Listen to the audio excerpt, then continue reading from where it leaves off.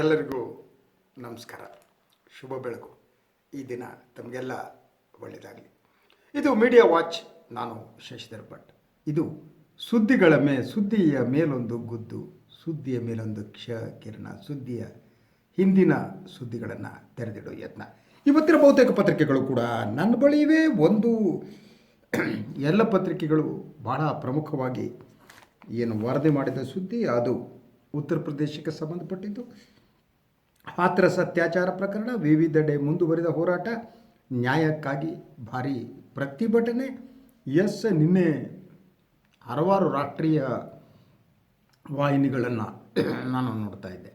ಕನ್ನಡ ವಾಹಿನಿಗಳಲ್ಲಿ ಅಂಥ ಇದು ಸುದ್ದಿ ಅಂತ ಅನಿಸಿಲ್ಲ ನಮ್ಮವರಿಗೆ, ಆ ರೀತಿ ಒಂದು ಕವರೇಜ್ ಇರಲಿಲ್ಲ. ಆದರೆ ಬಹುಮಟ್ಟಿಗೆ ರಾಷ್ಟ್ರೀಯ ವಾಹಿನಿಗಳು ಇದನ್ನು ತುಂಬ ಗಂಭೀರವಾಗಿ ಪರಿಗಣಿಸಿದ್ದು ಅನ್ನೋದು ಆಶಾದಾಯಕವಾದ ಅಂಶ. ಯಾವ ಯೋಗಿ ಅನ್ನುವ ಒಬ್ಬ ಮುಖ್ಯಮಂತ್ರಿ ಏನಿದ್ದಾರೆ ಉತ್ತರ ಪ್ರದೇಶದಲ್ಲಿ, ಅವರಂತಹ ಮುಖ್ಯಮಂತ್ರಿ ಇಲ್ಲ ಅಂತ ಬಂಬುಡ ಬಜಾಯಿಸ್ತಿದ್ದಂಥ ಮಾಧ್ಯಮಗಳು ಕೂಡ ನಿನ್ನೆ ಒಂದು ಯೋಗಿ ಆದಿತ್ಯನಾಥ್ ಸರ್ಕಾರದ ಮೇಲೆ ಸತತವಾಗಿ ದಾಳಿ ನಡೆಸೋದು, ಆ ಪುಟ್ಟ ಹೆಣ್ಣು ಮಗುವಿಗೆ ನ್ಯಾಯ ಕೊಡಿಸೋದಕ್ಕೆ ಹೋರಾಟ ನಡೆಸೋದು. ಇಂಥ ಕ್ಷಣಗಳೇ ಕಂಡ್ರೆ ನಮ್ಮಂಥ ಪತ್ರಿಕೋದ್ಯಮಿಗಳಿಗೆ ಸಂತಸವನ್ನು, ಸಂತೋಷವನ್ನು ಕೊಡುತ್ತೆ. ಮಾಧ್ಯಮಗಳ ಎಲ್ಲ ದೌರ್ಬಲ್ಯಗಳ ನಡುವೆ, ಪಾರ್ಟಿಸಾನ್ ಆ್ಯಟಿಟ್ಯೂಡ್ಗಳ ನಡುವೆ ಕೂಡ ಇಂಥದ್ದು ನಡೆಯೋದಿದೆಯಲ್ಲ, ಮಾಧ್ಯಮಗಳು ನಿಲ್ಲೋದಿದೆಯಲ್ಲ, ಇದು ಭಾಳ ಆರೋಗ್ಯಪೂರ್ಣವಾದ ಒಂದು ಬೆಳವಣಿಗೆ ಅಂತ ನಾನು ನಂಬಿದ್ದೇನೆ. ನಿನ್ನೆ ಸಹ ನಾನು ಹೇಳಿದ್ದೆ ನಿಮಗೆ, ಇಂಡಿಯಾ ಟುಡೇ ಒಬ್ಬ ಹೆಣ್ಣು ಮಗಳು ಯಾವ ರೀತಿ ವರದಿ ಮಾಡಿದ್ಲು ಅಂತ. ನಿನ್ನೆ ಅದು ಮುಂದುವರೆದಿತ್ತು. ನಿನ್ನೆ ABP ನ್ಯೂಸ್ ಏನಿದೆ ಅದು ಈ ವಿಚಾರವನ್ನು ಬಹಳ ಗಂಭೀರವಾಗಿ ಪರಿಗಣಿಸಿ ಒಂದು ಆಂದೋಲನದ ರೀತಿಯಲ್ಲಿ ಇದನ್ನು ತೆಗೆದುಕೊಂಡದ್ದು. ಸೊ ಬೆಳಗಿನಿಂದ ಸಂಜೆಯವರೆಗೆ ABP ನ್ಯೂಸ್ನ ಇಡೀ ತಂಡ ಏನಿದೆ, 4 ವರದಿಗಾರರು, ಕ್ಯಾಮ್ರಾಮನ್ಗಳು ಅಲ್ಲಿ ಆ ಒಂದು ದಲಿತ ಕುಟುಂಬ ಏನಿದೆ, ನೋವಿಗೆ ಒಳಗಾದ ಕುಟುಂಬ ಏನಿದೆ, ಅವ್ರನ್ನ ಮಾತನಾಡಿಸಲೇಬೇಕು ಅಂತ ಪಟ್ಟು ಹಿಡಿದದ್ದು ಅಂತ. ಸೊ ಈ ನಡುವೆ ಕೂಡ ಆ ಒಂದು ಬಲಿಯಾದ ಪುಟ್ಟ ಜೀವ ಇದೆಯಲ್ಲ, ಅದರ ಸಹೋದರ ಮನೆಯಿಂದ ತಪ್ಪಿಸ್ಕೊಂಡು ಬರ್ತಾನೆ. ಗದ್ದೆಗಳಲ್ಲಿ ಓಡಿ ಪೊಲೀಸರ ಕಣ್ಣು ತಪ್ಪಿಸಿ ಬಂದುಬಿಟ್ಟು ಮಾಧ್ಯಮದ ಎದುರು ಮಾತನಾಡ್ತಾನೆ. ಇಲ್ಲಿ ನಾವೇ ಅಪರಾಧಿಗಳ ಅನಿಸೋದಕ್ಕೆ ಪ್ರಾರಂಭ ಆಗಿದೆ ಅಂತ. ಯಾಕೆ ಅನಿಸೋದಕ್ಕೆ ಪ್ರಾರಂಭ ಆಯಿತು ಗೊತ್ತಾ ನಿಮಗೆ? ಆ ಕುಟುಂಬ ಏನಿದೆ, ದುಃಖದಲ್ಲಿ, ನೋವಿನ ಮಡುವಿನಲ್ಲಿ ಬದುಕ್ತಾ ಇರುವ ಕುಟುಂಬದ ಸುತ್ತ ಅವರ ಮನೆಯಲ್ಲೇ ಸುಮಾರು 200 ಪೊಲೀಸರನ್ನ ನಿಯೋಜಿಸಲಾಗಿತ್ತು ಅಂತ.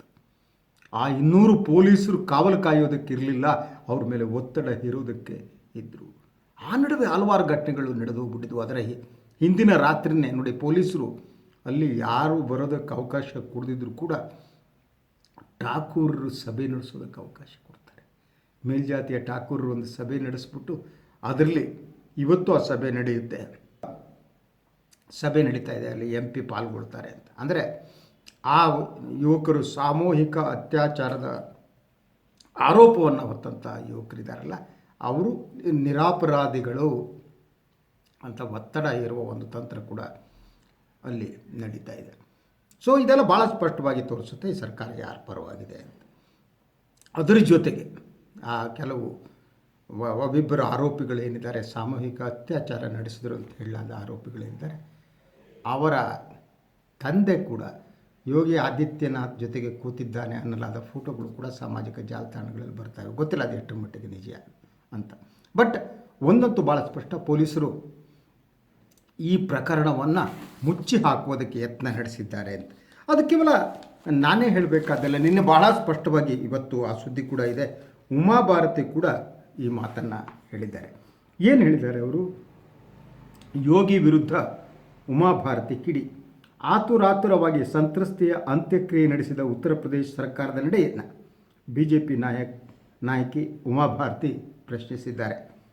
ಸಂತ್ರಸ್ತೆಯ ಭೇಟಿಗೆ ವಿರೋಧ ಪಕ್ಷಗಳು ಹಾಗೂ ಮಾಧ್ಯಮಗಳಿಗೆ ಅವಕಾಶ ನೀಡದಿರುವುದು ಸರಿಯಲ್ಲ ಎಂದಿರುವ ಅವರು, ಸರ್ಕಾರ ತೆಗೆದುಕೊಂಡ ಕ್ರಮಗಳಿಂದ BJPಯ ವರ್ಚಸ್ಸಿಗೆ ಧಕ್ಕೆಯಾಗಿದೆ ಅನ್ನುವ ಮಾತನ್ನು ಕೂಡ ಅವರು ಹೇಳಿದ್ದಾರೆ. ತಮಗೆ ಕೋವಿಡ್ ಸೋಂಕು ತಗಲದೇ ಇದ್ದಿದ್ದರೆ ಸಂತ್ರಸ್ತೆಯ ಕುಟುಂಬದ ಜೊತೆಗೆ ಕುಳಿತುಕೊಳ್ತಾ ಇದ್ದೆ ಎಂದಿದ್ದಾರೆ. ಅಯೋಧ್ಯೆಯಲ್ಲಿ ರಾಮ ಮಂದಿರಕ್ಕೆ ಅಡಿಗಲ್ಲು ಹಾಕುವ ಮೂಲಕ ರಾಮರಾಜ್ಯದ ಭರವಸೆ ನೀಡಿದ್ದೇವೆ. ಆದರೆ ಪೊಲೀಸರ ವರ್ತನೆಯಿಂದ ಸರ್ಕಾರ ಹಾಗೂ ಪಕ್ಷದ ವರ್ಚಸ್ಸಿಗೆ ಕುಂದುಂಟಾಗಿದೆ ಅಂತ ಅವರು ಹೇಳಿದ್ದಾರೆ.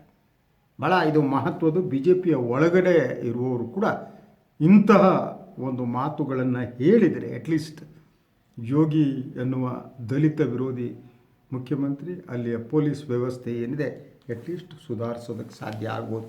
ಇದೇ ಒಂದು ಲಾಜಿಕಲ್ ಎಂಡಿಗೆ ಈ ಪ್ರಕರಣ ತಲುಪಲೇಬೇಕು, ತಪ್ಪಿತಸ್ಥರಿಗೆ ಶಿಕ್ಷೆ ಆಗಲೇಬೇಕು. ಓಕೆ, ಇನ್ನೆರಡು ವಿಚಾರಗಳ ಬಗ್ಗೆ ನಾನು ಮಾತನಾಡಬೇಕು. ಈ ಎರಡು ವಿಚಾರಗಳು ಎರಡು ಹೇಳಿಕೆಗಳಿಗೆ ಸಂಬಂಧಪಟ್ಟಿದ್ದು.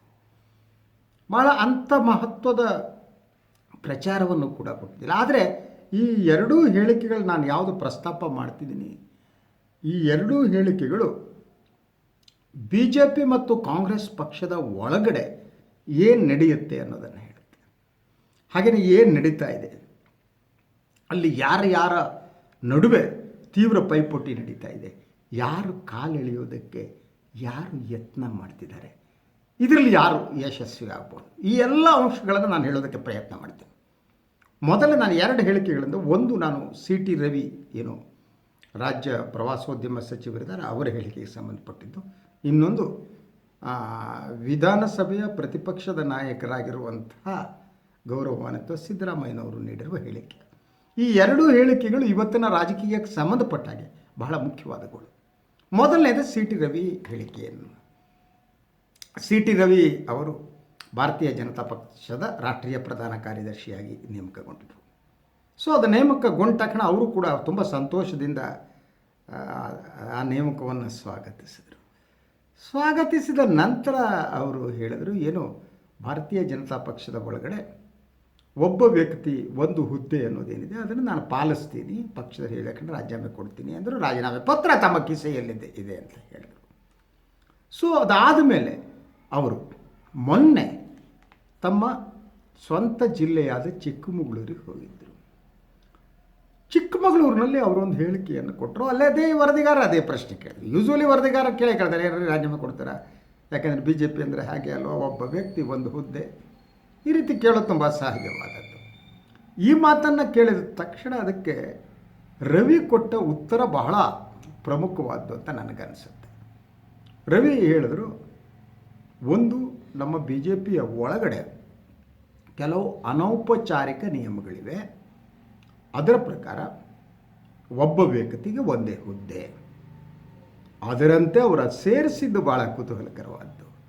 ಇನ್ನೊಂದು ಮಾತನ್ನು ಹೇಳಿದರು, ಹಾಗೆಯೇ 75 ವರ್ಷ ಮೇಲ್ಪಟ್ಟವರು ಅಧಿಕಾರದಲ್ಲಿ ಇರಕೂಡದು ಅನ್ನುವ ಒಂದು ಅನೌಪಚಾರಿಕ ನಿಯಮ ಕೂಡ ನಮ್ಮಲ್ಲಿ ಇದೆ ಅಂದರು ರವಿ. ಇದು ಯಾರಿಗೆ ಬಿಟ್ಟು ಬಾಣ, ಯಾರೂ ಕೇಳಿರಲಿಲ್ಲ ಅವ್ರನ್ನ, ರವಿಯನ್ನು. ಯಾಕೆ ಇವೆರಡನ್ನ ಮಿಕ್ಸ್ ಮಾಡಿದ್ರು? ತಾವು ಒಂದು ಹುದ್ದೆಯಲ್ಲಿ ಮುಂದುವರಿಯುವ ವಿಚಾರಕ್ಕೆ ಸಂಬಂಧಪಟ್ಟಾಗೆ 75 ವರ್ಷ ಮೇಲ್ಪಟ್ಟವರು ಅಧಿಕಾರದ ಬಿಡಬೇಕು ಅನ್ನುವ ಅನೌಪಚಾರಿಕ ನಿಯಮ ಏನಿದೆ, ಅವು ಎರಡನ್ನೂ ಕೂಡ ಯಾಕೆ ಅವರು ಸೇರಿಸಿದ್ರು? ಇದನ್ನು ಅರ್ಥ ಮಾಡ್ಕೊಳ್ಳೋದಕ್ಕೆ ನಾವು ಭಾರತೀಯ ಜನತಾ ಪಕ್ಷದ ಒಳ ರಾಜಕೀಯವನ್ನು ಅರ್ಥ ಮಾಡ್ಕೋಬೇಕಾಗ್ತದೆ, ಆವಾಗ ಇದು ಅರ್ಥ ಆಗುತ್ತೆ. ಸೊ ಬಹಳ ಸ್ಪಷ್ಟವಾಗಿ ಮೊದಲನೇದು, ಸಿ ಟಿ ರವಿ ಅವರು ಯಡಿಯೂರಪ್ಪನವರ ಆಪ್ತರಲ್ಲ. That is the first thing. ಅವರು ಏನು ಭಾರತೀಯ ಜನತಾ ಪಕ್ಷದ ಸಂಘಟನಾ ಕಾರ್ಯದರ್ಶಿ ಇದ್ದಾರೆ ಬಿ ಎಲ್ ಸಂತೋಷ್ ಅವರು, ಅವರಿಗೆ ಆಪ್ತರಾದವರು. ಇದು ನಾವು ಮೊದಲು ತಿಳ್ಕೊಬೇಕು. ಎರಡನೇದಾಗಿ, ಯಡಿಯೂರಪ್ಪ ಮತ್ತು ರವಿ ಅವರ ಸಂಬಂಧ ಅಂಥ ಒಳ್ಳೆಯ ಸಂಬಂಧವಾಗಿ ಉಳಿದಿಲ್ಲ. ಅದಕ್ಕೆ ಬೇರೆ ಬೇರೆ ಕಾರಣಗಳಿವೆ.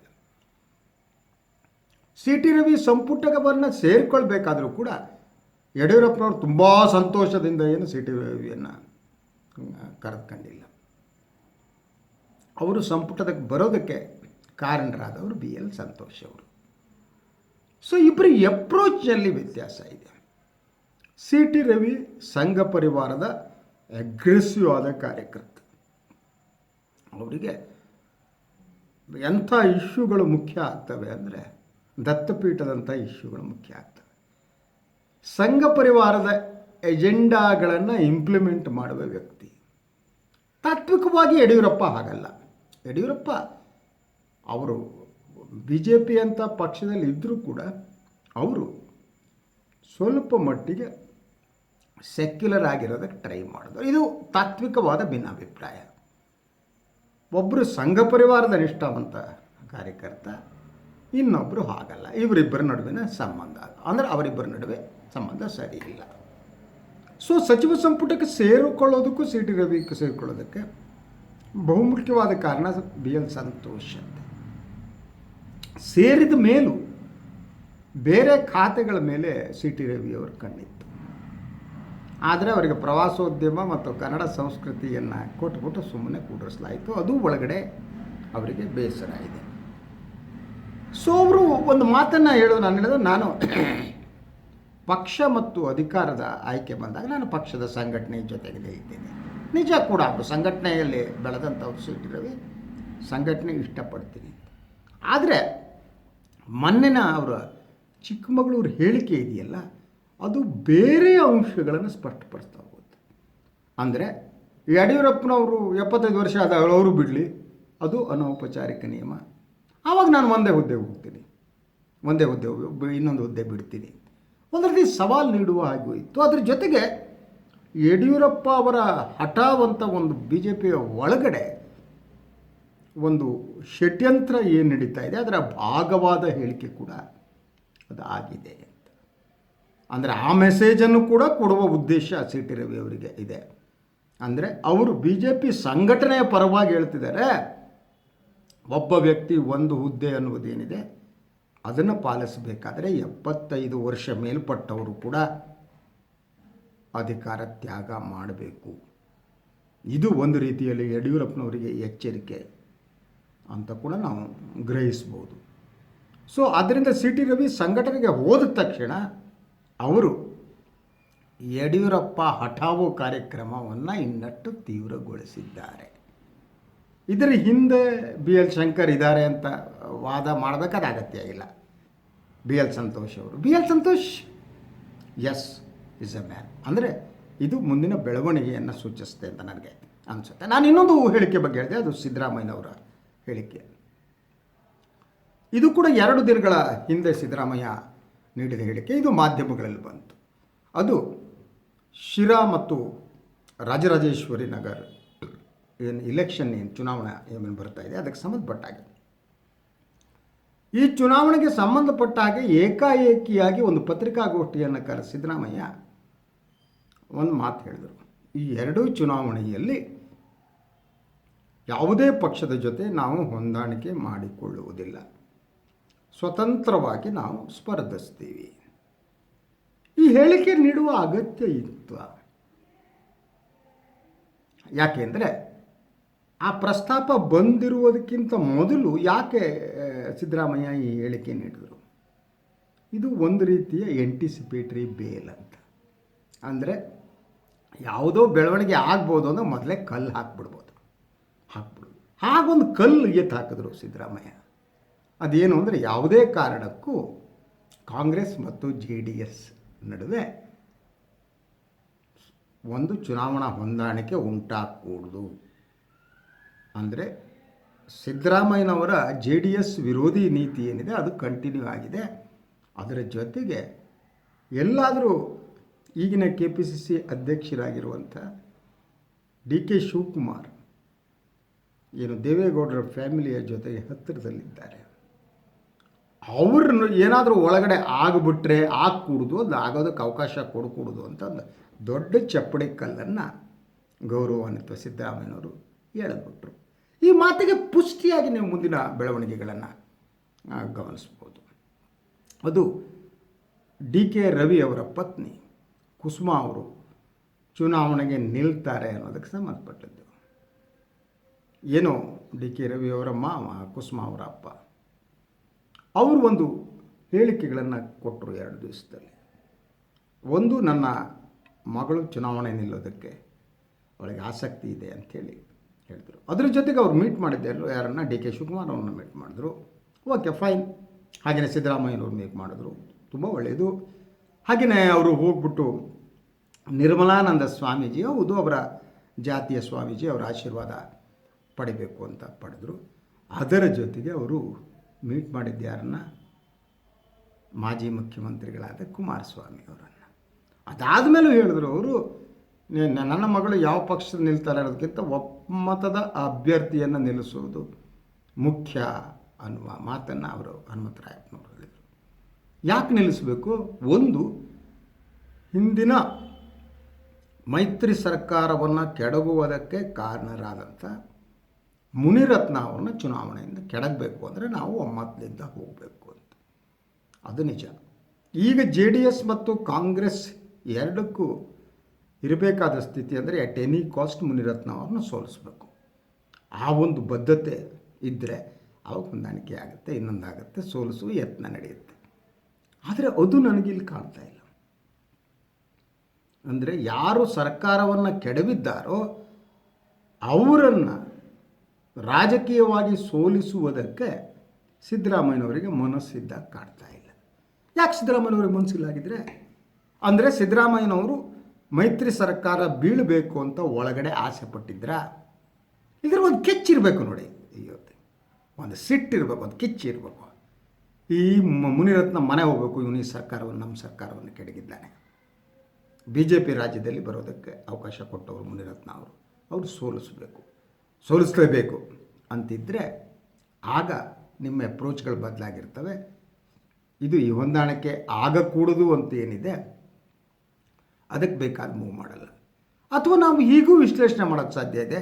ಮುನಿರತ್ನ ಸಿದ್ದರಾಮಯ್ಯ ರಿಲೇಷನ್ ಚೆನ್ನಾಗಿತ್ತು, ಯಾವ ಪಕ್ಷ ಆಗಿರಲಿ ಮುನಿರತ್ನ ಗೆಲ್ಲಿ ಬಿಡು ಅನ್ನೋ ಮನಸ್ಥಿತಿ ಯಡಿಯೂರಪ್ಪ ಸನ್ಮಾನ್ಯ ಸಿದ್ದರಾಮಯ್ಯನವರಿಗಿದೆ ಅಂತ ಅಂದರೆ ಅದನ್ನು ನಿರಾಕರಿಸೋದು ಹೇಗೆ?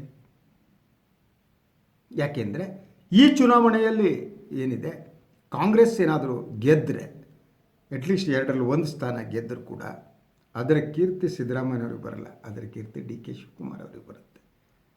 ಸೊ DK ಶಿವಕುಮಾರ್ ಅವರಿಗೆ ಪಟ್ಟ ಕಟ್ಟುವುದಕ್ಕೆ ಸಿದ್ದರಾಮಯ್ಯ ಸಿದ್ಧರಿಲ್ಲ. ಅವ್ರ ಒಳಗಡೆ ಇನ್ನೂ ಆಸೆ ಇದೆ, ಇನ್ನೂ ಏನಾದರೂ ಮಾಡಬೇಕು ಅಂತಿದೆ, ಇನ್ನೊಮ್ಮೆ ಮುಖ್ಯಮಂತ್ರಿ ಆಗಬೇಕು ಅಂತಿದೆ.